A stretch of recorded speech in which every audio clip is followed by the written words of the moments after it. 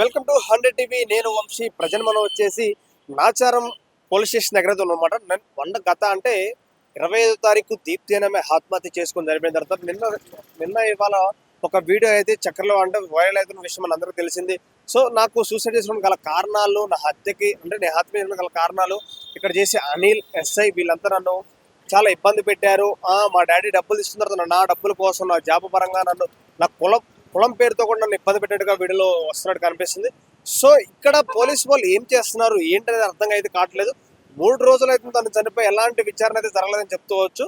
So మరి అనిల్ అనే ఆయన పరారులో ఉన్నట్టుగా ఇక్కడ ఏసీపీ గారు చెప్పడం జరుగుతుంది. సో ఇక్కడ కొన్ని మందిని ధర్నా చేయడం జరుగుతుంది, వాళ్ళతో మాట్లాడే ప్రయత్నం చేస్తుంది. సో దానికి ఏం జరిగింది, తన వల్ల తను వీడియోలో చెప్పడం ఎలా చెప్తుందంటే, నన్ను ఒక ఎస్ఐ, ఒక కానిస్టేబుల్ అనిల్ అనే ఆయన ఇద్దరు కలిసి హెరాస్ చేయడం, ఇబ్బంది పెట్టడం, కులం పేరుతో రకరకాలుగా చెప్పడం, నేను జాబ్ చేసే దగ్గరకు వచ్చి ఇలా అలా అని నా గురించి బ్యాడ్గా చెప్పడం. సో ఇవన్నీ బాగా నేను చనిపోవడానికి కారణం వీళ్ళిద్దరే ఖచ్చితంగా శిక్షించాలన్నట్టుగా వీడియో తను రిలీజ్ అవ్వడం కూడా చేసింది అనమాట. తను చనిపోయిన 2 రోజుల తర్వాత ఈ వీడియో అనేది బయటకు వచ్చింది. సో ఈ 2 రోజులైనా కూడా అంటే గతంలో తను పోలీస్ స్టేషన్కి వచ్చి తను ఈ విధంగా ఎక్స్ప్లెయిన్ చేసినప్పుడు కూడా ఎవరు పట్టించుకోవడం కూడా జరిగిందని చెప్తుంది ఆ వీడియోలో కూడా. సో మరి వాళ్ళతో మాట్లాడే ప్రయత్నం చేద్దాం ఒకసారి లోపలికి వెళ్ళి. Welcome to 100 TV. నేను వంశీ. ప్రజెంట్ నాచారం పిఎస్ పరిధిలో ఉన్నటువంటి దీప్తి ఆత్మహత్య కలకలం రేపుతున్న మాట్లాడుకోవచ్చు, తెలిసింది అందరి విషయం. సో కొన్ని మంది మనతో ఉన్నారు, వాళ్ళతో మాట్లాడే ప్రయత్నం చేద్దాం. నమస్తే అన్న. నమస్కారం అండి. మీ పేరేనా? నా పేరు గంధమల్ల గోపి అండి. అన్న, తను ఎలా చనిపోయింది, అసలు ఎందుకు చనిపోయింది, మీరు ఇక్కడ ధర్నా కూడా చేయడం జరుగుతుంది. సో ఏమైంది అసలు? యాక్చువల్లీ మీరు ఈ విషయం తెలుసుకొని మీరు వచ్చి మాతో పాటు మీరు కూడా సహకరించి అమ్మాయికి న్యాయం జరగాలని మీరు కూడా మా దాంట్లో భాగం పంచుకున్నందుకు మీకు మరీ నమస్కారం చెప్తున్నా. మీ ఛానల్ కూడా నమస్కారం చెప్తున్నా, కృతజ్ఞత.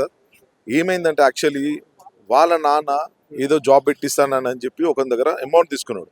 పోలీస్ డిపార్ట్మెంట్ అంటే అతను ఆ పోలీస్ డిపార్ట్మెంట్ పర్సన్ కూడా ఎట్లిచ్చిండు, లంచం ఎట్లిస్తాడండి అతను. గవర్నమెంట్ జాబ్స్ కానీ ఏవైనా సరే రిటర్న్ ఎగ్జామ్స్ రాసి ఏదైనా అతనికి ఉంది అని అనుకుంటే వస్తుంది జాబ్.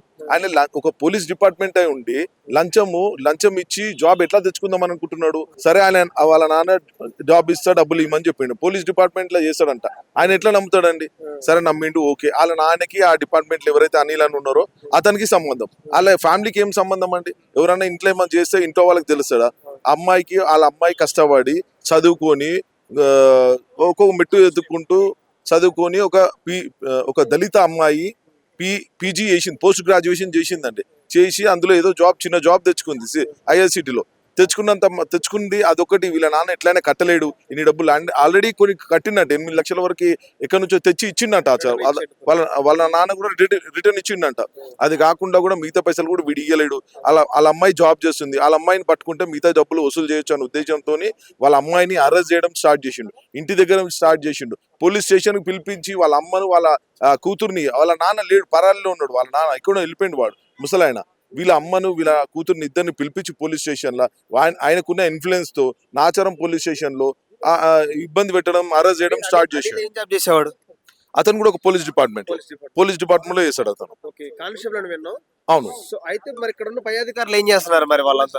ఇప్పుడు పోలీస్ డిపార్ట్మెంట్ కాబట్టి పోలీస్ డిపార్ట్మెంట్ వాళ్ళకి సహాయం, వాళ్ళకు సపోర్ట్ చేసుకుంటారండి. వాళ్ళు ఒక దళిత అమ్మాయి, అందులో దళిత అమ్మాయి, ఆమెకు ఒక అన్యాయం జరిగిందంటే దేశం మొత్తం ఆలోచించాల్సిన విషయం. ఇది ఏ పార్టీలకు అతీతంగా అందరూ వచ్చి పాల్గొని అన్ని పార్టీలు సపోర్ట్ చేసి ఈ అమ్మాయికి న్యాయం జరగాలని మరి ఒక అమ్మాయి సూసైడ్ చేసుకుంటుందంటే, అంటే ఒక మెచ్యూర్డ్ మైండ్ ఉన్న అమ్మాయి, ఒక పీజీ చేసిన అమ్మాయి సూసైడ్ చేసుకుంది, వీడియోలు పెట్టి సూసైడ్ చేసిందంటే ఎంత అరెస్ట్ చేసి ఉంటారంటే అమ్మాయిని, ఎంత అరెస్ట్ చేసి ఉంటారు. చేసుకుంటే మాత్రం అట్లాంటి నిర్ణయం తీసుకుంటుంది అమ్మాయి. సెల్ఫీ వీడియో బయటికి రాలేదంటారు, కొంచెం డిపార్ట్మెంట్ వాళ్ళు కొన్ని మేనేజ్ చేసి డిలీట్ చేయడం జరిగింది అని చెప్తున్నారు మాకు కూడా వీడియోలు. ఇప్పుడు సీఏ గాని ప్రశ్నిస్తే ఏమంటారు? స్టేషన్కి వెళ్ళినప్పుడు సీఏ గాని ఎస్ఎల్ గాని చేస్తామని చెప్తున్నారు. కానీ అది ఎట్లా న్యాయం చేస్తారు? మొన్న 3 days బిఫోర్ అమ్మాయి చనిపోతే ఇప్పటి వరకు అంటే నిన్న మార్నింగ్ యాక్చువల్లీ రావాలి, డెడ్ బాడీ నిన్న మార్నింగ్ రావాలి. యాక్చువల్లీ ఇంటెన్షన్లీ వాళ్ళు నిన్న ఈవినింగ్ 7 గంటలకు అట్లా తీసుకొచ్చి అప్పుడప్పుడు హడావుడిగా మేమందరం ఉండి మేము ఏడ ఫైట్ చేస్తామో అని చెప్పి తీసుకొని ఆమె డైరెక్ట్ గట్కేశ్వర్లో తీసుకెళ్లి అక్కడ అది చేయవలసి వచ్చింది.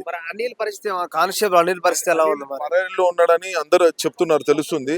అతను ఎక్కడున్నా పట్టుకొని గవర్నమెంట్ మరీ చెప్తున్నారు రేవంత్ రెడ్డి గారు, మీరు కూడా దీన్ని మీరు దృష్టిలో తీసుకొని, హోమ్ మినిస్టర్ గారు దృష్టిలో తీసుకొని ఆ రేవంత్ రెడ్డి కానీ ఆయనకి సపోర్ట్ చేసిన డిపార్ట్మెంట్ ఏది ఉన్నా కూడా, ఏ వ్యక్తులైనా సరే వాళ్ళని కఠినంగా చర్యలు తీసుకోవాలి. లేకపోతే దళితులు కానీ ఎవరైనా సరే ఊరుకునే ప్రసక్తి లేదు.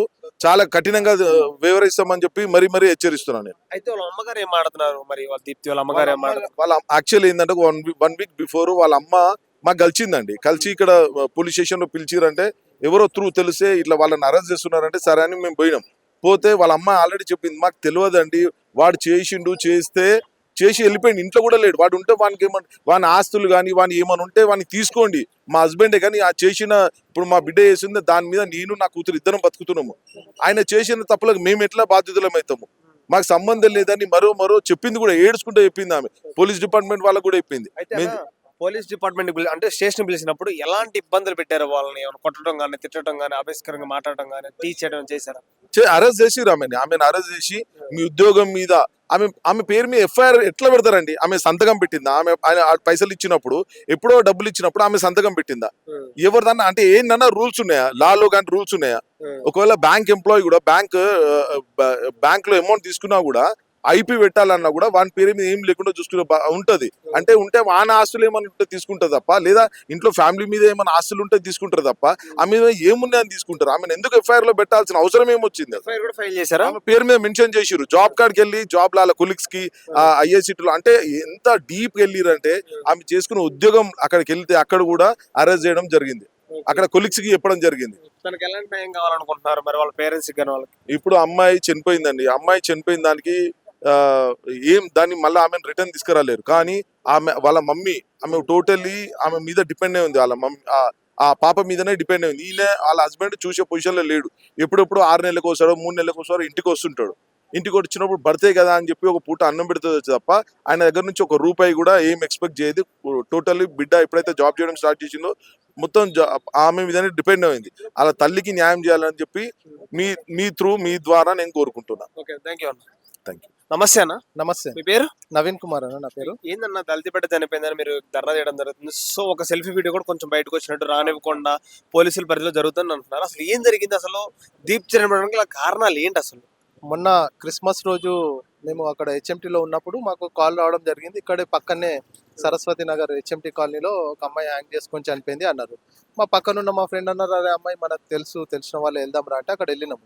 ఏంటి ఇష్యూ అనగానే మేము వెళ్ళేసరికి అక్కడ పోలీస్ కానిస్టేబుల్ ఉన్నారు. డోర్ బద్దలు కొట్టిండ్రు.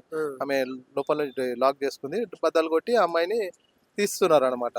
అసలు ఏంటి కారణం అంటే అమ్మాయి వాళ్ళ ఫాదరు కొద్దిగా డబ్బులు తీసుకున్నాడు. అనిల్ అనే ఒక కానిస్టేబుల్, అంటే 100 డయల్ డిపార్ట్మెంట్ లో ఏదో కానిస్టేబుల్ అని చెప్తున్నారు. సో దీప్తి వాళ్ళ డాడీ ఏం చేస్తారు అసలు? దీప్తి వాళ్ళ డాడీ ఐఐసిటీలో రిటైర్డ్ ఎంప్లాయీ. ఈ దీప్తి అనే అమ్మాయి కూడా రీసెంట్ గా అందులో జాబ్ చేస్తుంది అప్రెంటిస్ గా. ఆమె రానున్న రోజులలో పిహెచ్డి కంప్లీట్ ఆమె కూడా జాబ్ లో పర్మనెంట్ అవుతుంది అనమాట. అయితే వాళ్ళ డాడీ డబ్బులు అనిల్ అనే వ్యక్తి దగ్గర డబ్బులు తీసుకున్నాడు అని చెప్పి, ఇంకా రిటైర్డ్ అయిపోయినాడు ఆయన దగ్గర ఏమొస్తాయని చెప్పి ఆయన మీద కేసు పెడుతూ ఈ అమ్మాయి మీద నేమ్ కూడా ఇంక్లూడ్ చేసి డబ్బులు తీసుకున్నారు అసలు వాళ్ళ డాడీ. జాబ్ పెట్టిస్తాడు కాంట్రాక్ట్ బేస్. ఎవరికి? అనిల్ వాళ్ళ మిస్సెస్ కి జాబ్ పెట్టిస్తానని తీసుకున్నాడంట. ఎప్పుడో తీసుకున్నాడు. అది రెగ్యులర్ గా ఇప్పుడు కొన్ని అప్పుడు కొన్ని ఇస్తున్నా అని చెప్పినారంట. అయితే ఇంకా ఆయన డబ్బులు ఇచ్చే పరిస్థితి లేనప్పుడు ఏం చేసినారు, ఆ అమ్మాయి జాబ్ చేస్తుంది కదా, అమ్మాయి నేమ్ కూడా ఇంక్లూడ్ చేసి అమ్మాయిని ఊరికే 2 నెలల నుంచి పిలిపించి ఆ అమ్మాయిని కూడా ఇబ్బంది పెట్టడం వల్ల అమ్మాయి కూడా పేమెంట్ చేస్తుందేమో అని వాళ్ళు అనుకోవడం జరిగింది. అట్లా అమ్మాయిని పిలిచి ఊరికే వేధించడం. మళ్ళీ ఈ అనిల్ అనే వ్యక్తి కూడా ఐఐసిటీ అక్కడ జాబ్ దగ్గరికి వెళ్ళి ఈ దీప్తి అనే అమ్మాయి వాళ్ళ ఫాదర్ జాబ్స్ పెట్టిస్తామని డబ్బులు తీసుకున్నారని చెప్పి అక్కడ అమ్మాయికి అలిగేషన్ చేయడం వల్ల అమ్మాయి మనస్తాపానికి గురై చనిపోవడం, హ్యాంగ్ చేసుకోవడం జరిగిందని చెప్పినారు. అయితే అనిల్ కానిస్టేబుల్ అంటారు కదా, అసలు ఎలా ఇచ్చాడు ఆయన డబ్బులు? ఎలా నమ్మిచ్చాడు? ఒక గవర్నమెంట్ జాబ్ లో ఉండి ఎలా ఇచ్చాడు? ఆయన మనకు ఒక ఇన్స్పిరేషన్ లాగా చెప్పడం, అలా సాల్వ్ చేస్తున్న క్వశ్చన్స్ వాళ్ళు ఎలాంటివి, మరి ఎలా తీసుకున్నారు? ఇప్పుడు ఈ అమ్మాయి వీడియో మెన్షన్ చేసింది. అమ్మాయి వీడియో మెన్షన్ చేసినప్పుడు క్లియర్ గా చెప్పింది, అసలు డబ్బుల విషయం, ఉద్యోగం విషయం పెద్దగా ప్రస్తావన లేదు. 2 నెలల నుంచి అనిల్ అనే వ్యక్తి ఇబ్బంది పెడుతున్నాడు. ఆయనే కానిస్టేబుల్. అన్ని డబ్బులు ఎందుకు ఇస్తారు? ఒక ఉద్యోగానికి 15 లక్షలు అంటే అది ఎంత పెద్ద ఉద్యోగం అయి ఉంటది. చిన్న కాంట్రాక్ట్ బేస్ ఉద్యోగం అంటే చిన్న అమౌంట్ ఏదైనా ఉండొచ్చు, కానీ అది మా దాకా కూడా తెలియదు. దాన్ని ఎక్కువ అని చెప్పి ఎక్కువ 15 లక్షలు రాపిచ్చినారు. అసలు 15 లక్షలు మాటే లేదు. ఆయన ఇప్పిస్తాడు. అయితే వీళ్ళ అమ్మాయిని వీళ్ళనే సరిగ్గా చూసుకోడు, ఆయనకే బాగా అప్పులు అయిపోయినాయి అని చెప్పి ఆ సంగీతరావు అనే వ్యక్తి కూడా వేరే దగ్గర ఉంటున్నాడు, వీళ్ళ ఫ్యామిలీ వేరే దగ్గర ఉంటున్నది. వాళ్ళకి సంబంధం లేదు. అమ్మాయి సొంతంగా ఆమె కాళ్ళ మీద ఆమె ఉండి కష్టపడి ఏదో పని అయితే చేసుకుంటుంది. దీప్తిని అనిల్ ఎలాంటి ఇబ్బందులు పెట్టాలి స్టేషన్ కి పిలిచి, మరి పై అధికారులు ఏం పట్టించుకోకుండా ఒక స్టేషన్ అంత జరుగుతున్న పై అధికారులు ఎందుకు పట్టించుకోలేకపోయారు మరి? ఇప్పుడు మేము ఇదంతా ఇక్కడ నిరసన వ్యక్తం చేసేది అదే అన్నమాట. ఇక్కడ పిఎస్ లో జరుగుతున్నది పై అధికారులకు తెలియదు. ఇక్కడ అమ్మాయి ఎవరు దీప్తి వాళ్ళ మదర్ వచ్చినప్పుడు అనిల్ అనే వ్యక్తి ఎస్ఐ ముందే ఆ దీప్తి అనే అమ్మాయిని దూషించిండంట క్యాస్ట్ పేరు మీద. మాదిగా దానికి పిహెచ్డి చేసి నువ్వు ఇంత ఇష్యూ అవసరమా నీకు, నువ్వు ఎట్లా డ్యూటీ చేస్తావు నీకు చూస్తానని చెప్పి అమ్మాయిని ఎస్సీ ఎస్సీ అని చెప్పి మహిళ అని చెప్పి కులం పేరు మీద చేశారు. కులం పేరు మీద పెట్టి దూషిస్తే కూడా అక్కడ ఏం న్యాయం జరగలేకపోయింది. అమ్మాయి ఇవన్నిటికి చూసి డిప్రెస్ అయిపోయింది. అరే నేను ఇంత నన్ను ఎవరు కాపాడేటోళ్ళు లేరు, నేను ఏం చేయాలి అని చెప్పి అమ్మాయి సూసైడ్ చేసుకోవడం ఒక కారణం. అయితే వీడియో చేయడానికి కారణం ఏంటంటే ఇలాంటివి ఇంకా ఏ మహిళకి ఇంత ఇబ్బంది జరగదు, పోలీసులలో వివక్ష చూపించకూడదు, ఏ అమ్మాయికైనా న్యాయం జరగాలని చెప్పి అమ్మాయి వీడియో తీసి మరీ చనిపోయింది. అందరికి ఎవరైతే ఉన్నారో వాళ్ళు శిక్ష అర్హులు, వాళ్ళకి శిక్ష పడే విధంగా చేయాలి. అదే విధంగా వేరే వాళ్ళకు ఇట్లాంటి పరిస్థితి రాకూడదు అని చెప్పి అమ్మాయి వీడియో తీసి చనిపోవడం జరిగింది. అంత చేసినా కూడా 3 రోజుల నుంచి వేరే ఇష్యూస్ అయితే ఈ పార్టీకి చిన్న చిన్న చైన్ స్నాచింగ్ కూడా టీవీలలో ట్రోల్ అయిపోతూ ఉంటాయి. కానీ ఇప్పటి వరకు 3 రోజులు అయినా కూడా ఈ అమ్మాయి ఇష్యూ మన వెలుగులోకి రాలేదంటే నిజంగానే వివక్ష చూపిస్తున్నారా అన్నట్టు ఈ దళిత సంఘాలు ఇక్కడ ధర్నా చేయడం జరుగుతుంది. ఆచారం పోలీసుల్లో సిఏ వరకు ఉంటారు, మరి సిఏ వరకు తెలియకుండా ఇలాంటి జరుగుతుందా, సిఏ కూడా తెలిసి జరుగుతుంటారు పోలీసు వాళ్ళు? తెలియకుండా జరుగుతుందని నిన్న చెప్పడం జరిగిందనే. ఇట్లా మేము వెళ్ళినప్పుడు అన్నాము. మేము వెళ్ళిన తర్వాత అమ్మాయి వాళ్ళ సూసైడ్ చేసుకున్న దీప్తి అమ్మాయి వాళ్ళ సిస్టరు వాళ్ళ మదరు వచ్చి సిఐ ముందు చెప్తున్నారు. అక్కడ ఎస్ఐ ముందే అనిల్ అనే వ్యక్తి మమ్మల్ని కులం పేరుతో దూషించిండు అంటే మరి ఇన్ని రోజులు ఎందుకు చెప్పుకోలేదు అని మేము అడిగినాం. మాకు ఎక్కడ న్యాయం జరుగుతలేదు, మాకు అక్కడ వివక్ష చూపిస్తున్నారు, ఏం చెప్పుకోలేని పరిస్థితి అన్నారు. అప్పుడు చెప్పిన తర్వాత అప్పుడు సిఐ అంటున్నారు మాకు ఇవన్నీ మా పరిధిలోకి తెలియలేదు, మాకు రాలేదన్నారు. మరి పిలిపించండి అనిల్ అనే ఇంకో అనిల్, అతను ఈ ఎస్ఐ పేరు కూడా అనిలే. ఆ ఎస్ఐ లీవ్ లో ఉండడం చెప్తున్నారు అనమాట.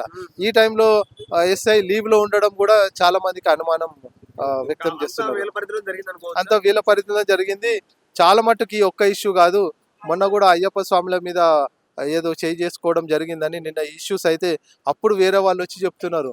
ఒక అయ్యప్ప స్వామి మీద కూడా ఒక ఎస్ఐ చేసుకున్నాడు నాచారం పోలీస్ స్టేషన్.